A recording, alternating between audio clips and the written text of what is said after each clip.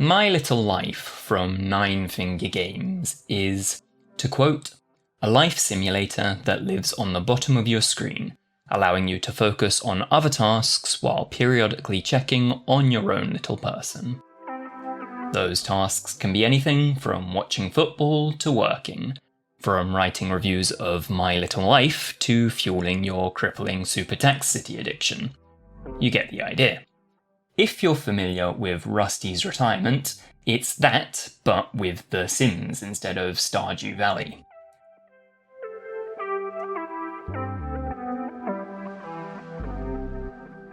You start with your first little character next to what the furniture shop reliably informs me are fences, and not the wooden grave markers of the home's previous occupants. You get started with some menial tasks, the usual things you'd expect upon moving into a new home. Throwing out any leftover rubbish, making sure you've got employment, buying a bucket to poop in. Like I said, the usual. Then you start working on improving your tiny person's life. As every Sims player knows, getting a good bed is more than worth the money, so perhaps you do that. Perhaps you then quickly realise you've been a little too lavish with your purchase, and that you've got no money left to ensure your tiny person can eat and wash, or do both at the same time by balancing a hot plate on your outdoors wooden tub. My Little Life is very forgiving in that regard, allowing you to resell items at the same price you bought them for. It might seem small, but it's just one example of little things that help the game feel casual and cozy and help you to not stress about the decisions that you're making. As I've mentioned The Sims a couple of times now, if you're expecting a Sims-like, even a casual one, I wouldn't really say this is the game for you. I don't think the developer is trying to pretend it's anything more than it is, or trick anyone into thinking it's a more in-depth life sim, but perhaps if you've only had a quick glance, you might be expecting something a little like that. Money ticks up quite slowly in My Little Life, but I don't think that's necessarily a bad thing.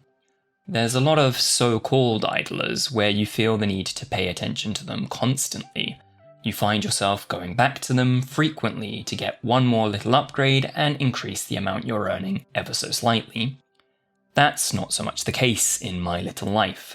You can leave your little people to do their own thing for considerable stretches of time, before quickly checking back, buying a few things, seeing how their aspirations are progressing, and then almost forgetting they're there. Eventually, your little community grows from 1 person to 6, and each person brings their own new aspirations. I say new, but they're very samey. They'll all ask you for an instrument almost immediately, want to spend time mastering that instrument, ask for some fitness equipment and want to spend time on that. They'll all want their needs above 70%, even though they'll sooner play their drum kit or exercise than take the actions that they require to get there. It would have been nice if there were a little more variation in them. There are also some inconsistencies. Are they little people or tiny people? Are they fulfillment tasks or quests? Perhaps that seems a little nitpicky and it's nothing major, but it demonstrates a slight lack of attention to detail that also shows up in other areas. I don't think Nine Finger Games were necessarily expecting My Little Life to get as much traction as it did, and they do seem to be actively working on it, so I expect some small improvements along the way to smooth out some of those rough edges.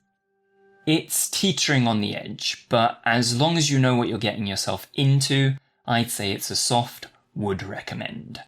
It's not going to blow you away, but it's a nice little desk toy to waste some time on. With the improvements that seem to be coming, it's likely that it will lean further into a recommendation a few updates down the line. My Little Life is awarded 3 stars by IndieLoupe.